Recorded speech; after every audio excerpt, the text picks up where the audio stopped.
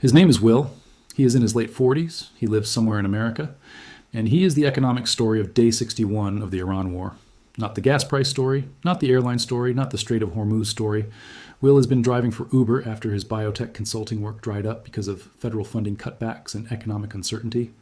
At the grocery store, he's been buying more store brands and eliminating the nice-to-haves to focus on the ingredients needed for meals. With 2 kids in daycare, he cannot afford to stop driving, but he has stopped taking rides that are too far away in miles or time. He is getting by for now, but the uncertainty and the worry are building. A medical emergency or a car issue would trigger a significant financial hardship, and he would likely have to tap retirement funds. Wikipedia.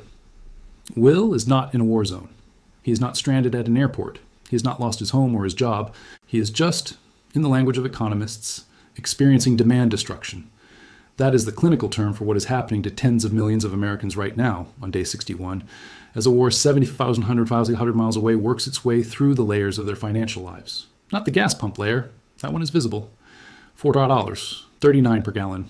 Everyone can see it. The hidden layer. The one with a 6-month fuse. The one that has not arrived yet. The one that arrives in June. Stay with me. Because this script is not about what has already happened to your wallet. That story has been covered. Gas prices up 35%. Airline tickets 20% higher per mile. Spirit Airlines dead as of this morning. This script is about what has not happened yet.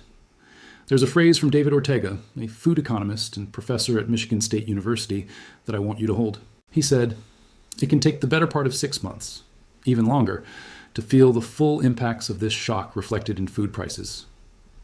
6 months from February 28th is the last week of August, but the first wave of that delay, the first moment when the fertilizer disruption that happened in March starts showing up in the price of a gallon of milk, that starts arriving in June, not at the gas pump, at the grocery checkout. And that is not the only June arrival. There is also what is happening to mortgage rates, to credit card debt, to the Fed, to the credit approval process at every bank in America. We are going to go through all of it, the things that are already locked in, that will land on the American family in the next 60 days, that are not in the gas price headline. First, the term demand destruction is the process by which persistent high prices or limited supply cause a permanent or sustained decline in the willingness or ability to purchase a good or service. In practice, it means that the magnitude of a price shock can be so large, so persistent, and so painful that spending behaviors shift, sometimes to the point where they permanently alter the course, the structure, and the stability of a sector or an entire economy. Wikipedia. That is what is happening to the American economy right now, not in one violent shock, in a cascade, in a sequence of connected events that each take time to materialize, and that economists have now mapped with enough precision to tell you not just that they are coming, but approximately when. Here is the cascade, in order. First, gas prices rise. That happened in week 1. Everyone felt it. Then, big purchases freeze. People put off buying a new car or hold off on signing mortgage documents. Wikipedia. Next, businesses feel the squeeze. A drop-off in consumer spending, coupled with costlier diesel in the trucks transporting their goods, squeezes margins. Investments in hiring are put on hold, and eventually cost-cutting and layoffs set in. Wikipedia. Then the Federal Reserve gets involved. Oil-driven inflation could force the U.S. central bank to raise interest rates, which deepens the slowdown. Wikipedia. Finally, if high prices persist, permanent behavior changes occur. People buy electric vehicles. Workers seek remote arrangements. Businesses turn to technology as a replacement for human labor. Wikipedia. That is the full sequence. We are currently in week 2, between big purchases freeze and businesses feel the squeeze. The last 2 steps, Fed intervention and permanent behavioral change, are still building downstream. And here's the critical fact that no single piece of coverage has assembled. Every step of that cascade is already in motion simultaneously. They did not start one after another. They started within days of each other, which means they will arrive within days of each other, compressed into a window that economists are now estimating as late May through July. The 6-month fuse from February 28th, burning right now. Here's the part of this story that has received the least coverage relative to its impact on the most Americans. Mortgage rates tend to track the 10-year U.S. Treasury yield, which has climbed across the past month as investors have reckoned with the surge in oil prices, nerves about inflation, and the potential for increased government spending to fund the war. The 10-year U.S. Treasury yield rose from below 4% at the end of February to as high as 48% in March, before trading around 3% this week. Wikipedia, a buyer who locked in a 30-year fixed mortgage in February. when the average mortgage rate was 5. 98% would be paying about $2,800 per year in principal and interest on a median-priced home with 20% down. At this week's average mortgage rate of 6, 37%, the yearly payment on that same loan would be $29,931. The difference in yearly payments adds up. Over the life of the 30-year loan, today's homebuyer would pay more than $36,000 more than a buyer in February. Wikipedia, $36,000 over the life of a mortgage. The extra cost imposed on a homebuyer who signed their papers in May 2026 instead of February 2026, before Operation Epic Fury, before the Strait closed. The war started on February 28th. The mortgage rate has increased 4 times since then. Inflation also drives up the cost of individual borrowing, like mortgage rates, which have increased on 4 occasions already since the war began. Some homeowners could be stuck for years or decades with higher monthly payments, or priced out of the market altogether because of this wartime spike. I weathernet 4 occasions, each one adding to the 30-year total.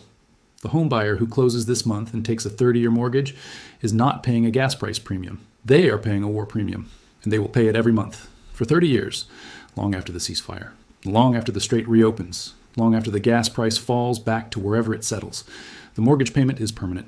The war that caused it is 61 days old. Here's the detail that should stop you cold. Your credit score did not drop because of Iran, but the bank is acting like it did. Alexander Katzman, CEO and founder of a credit consulting firm, said, "Nobody's credit score dropped because of Iran, but try getting approved for a mortgage right now with a 670 FICO and see what happens." Weather on this day, 670 FICO.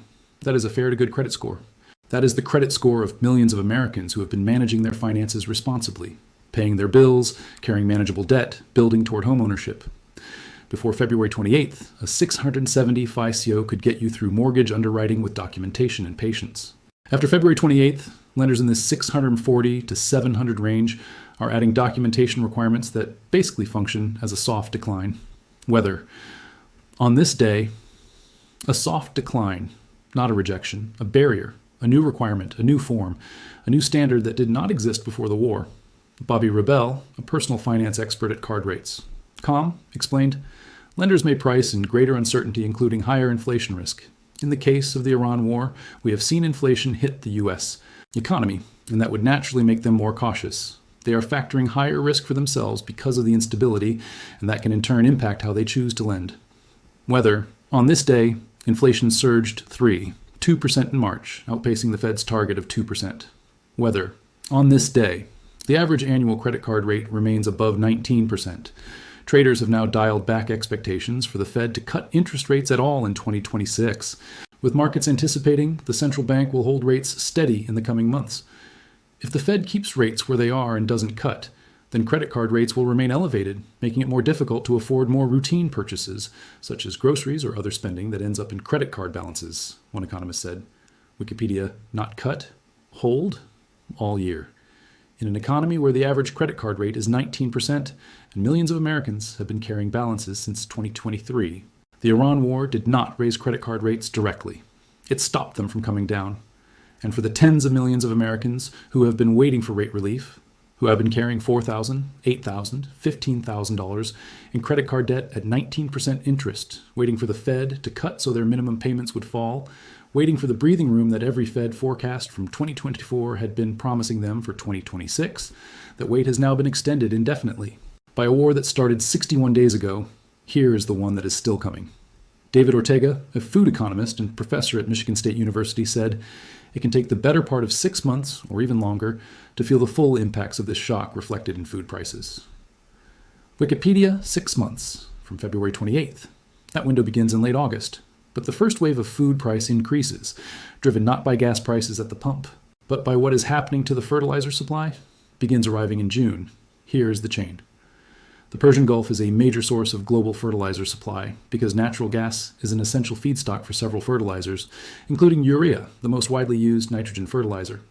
Gulf states produce nearly 49% of global urea exports and 30% of global ammonia exports. Around 1/3 of the world's urea transits through the Strait of Hormuz. Wikipedia's Zippy Duval, president of the American Farm Bureau Federation, wrote in a letter to President Trump, "The U.S.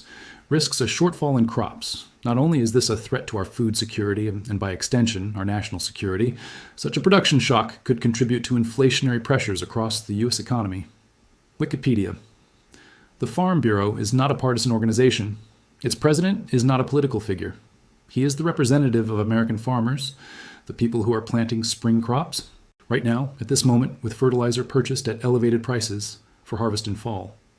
China restricted exports of fertilizers, including urea, to prioritize domestic agricultural needs amid rising global prices and supply chain disruptions caused by the Iran war.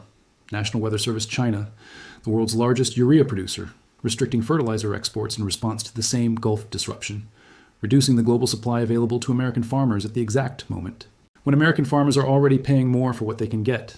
The high prices for the diesel that fuels trucks and tractors can portend higher grocery prices, and that is not even factoring in the disruption to nitrogen-based fertilizers, which could affect farmers' planting decisions, and the food that could be available come fall.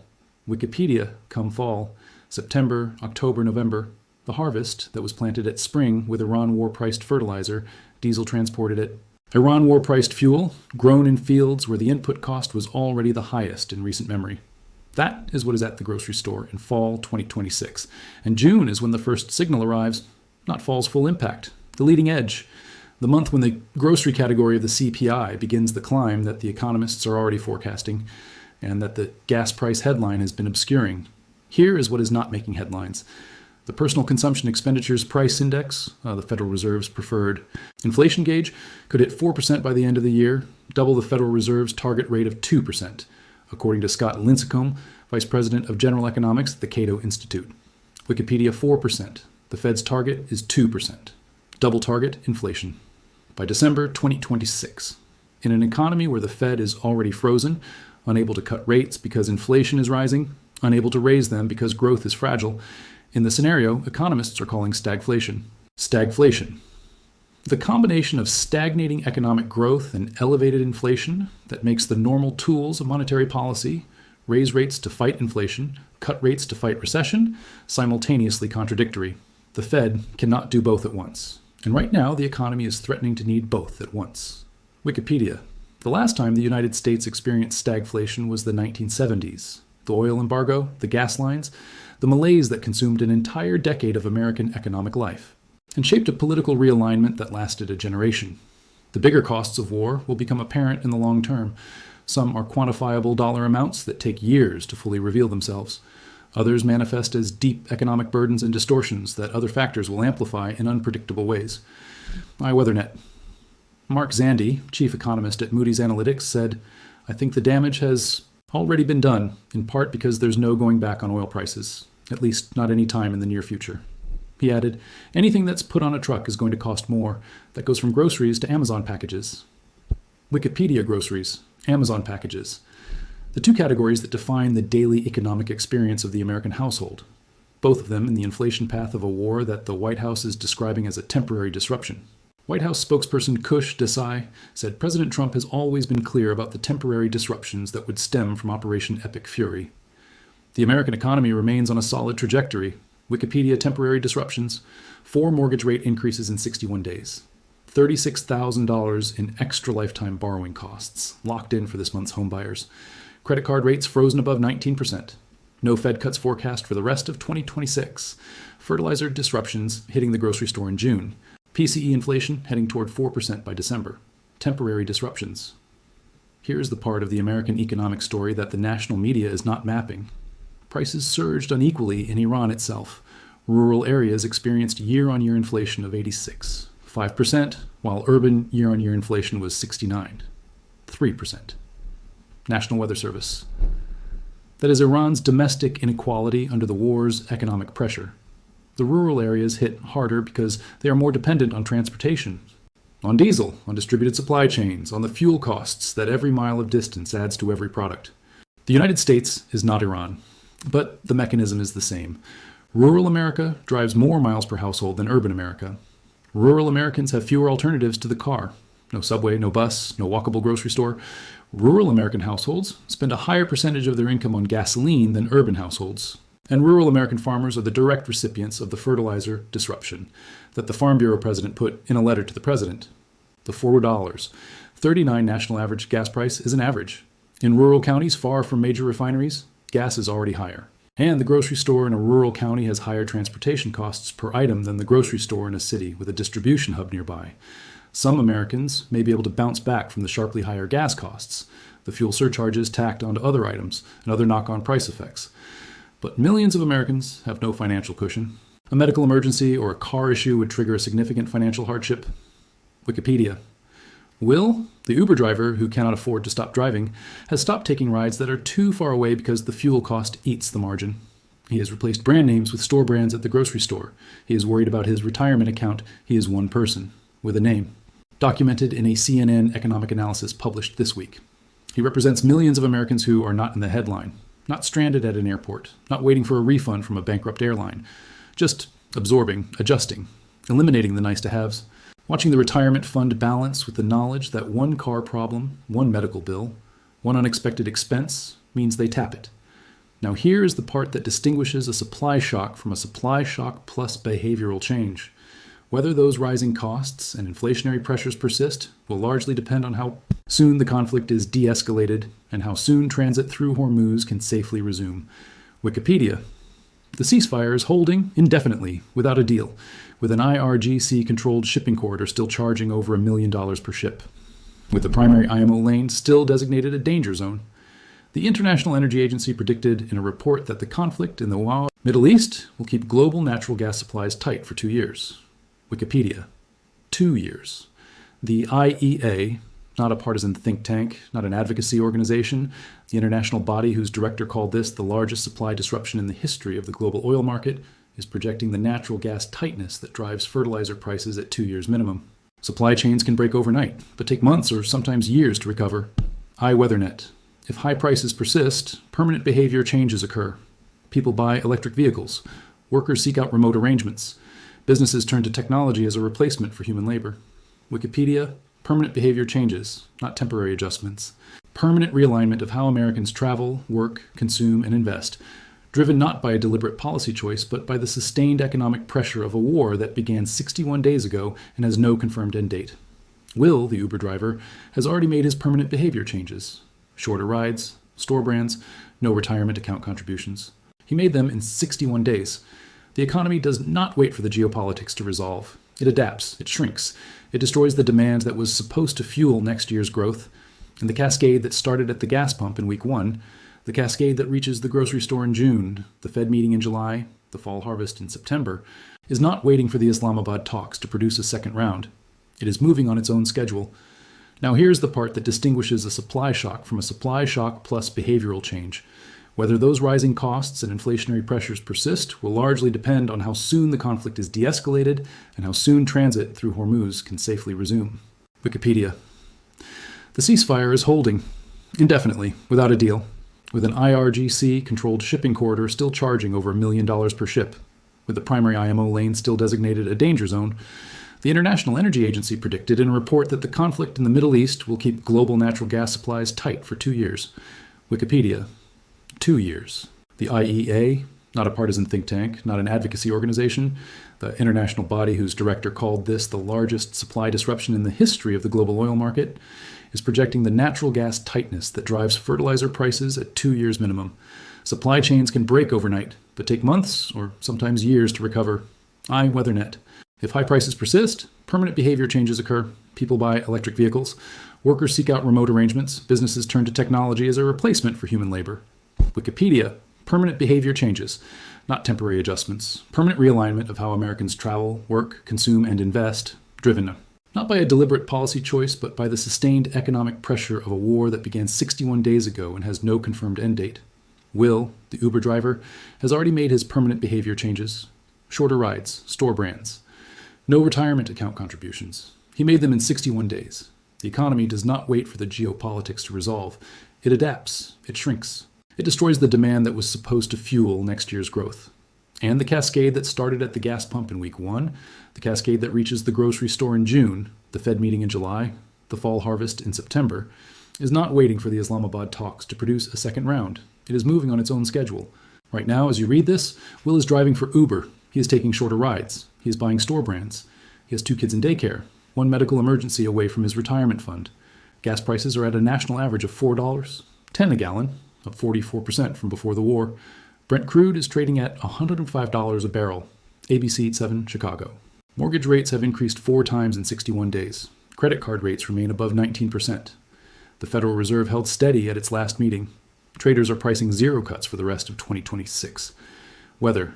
On this day, inflation hit 3% in March, the highest level since May 2024. The PCE index could hit 4% by year end. Wikipedia. At the grocery store, the full impact of higher diesel, higher fertilizer costs, and supply chain disruption has not yet arrived. That takes 6 months. The 6-month window from February 28th opens in late August. The first signals arrive in June. Wikipedia. And the Strait of Hormuz is carrying approximately 5% of its normal shipping traffic. Under a ceasefire with no deal. Under an IRGC-controlled corridor that charges $1 million per ship. In a region where the IEA project's natural gas supplies will remain tight for 2 years. This is not the gas price story. The gas price story is the visible layer, the layer everyone can see when they pull into the station and look at the number. The hidden layer is the mortgage locked in this month. The credit card balance, accumulating at 19% with no relief in sight. The grocery bill building somewhere in the fertilizer supply chain between the Gulf of Oman and an American cornfield in Illinois. The hidden layer is the 6-month fuse that is burning right now, on day 61 in the financial lives of the Uber drivers of America, who are adjusting, absorbing, eliminating the nice-to-haves, and watching the retirement fund balance with the particular kind of worry that does not make the news. The kind that is just there, every morning. When you check the gas price on the way to work and realize it is higher than yesterday,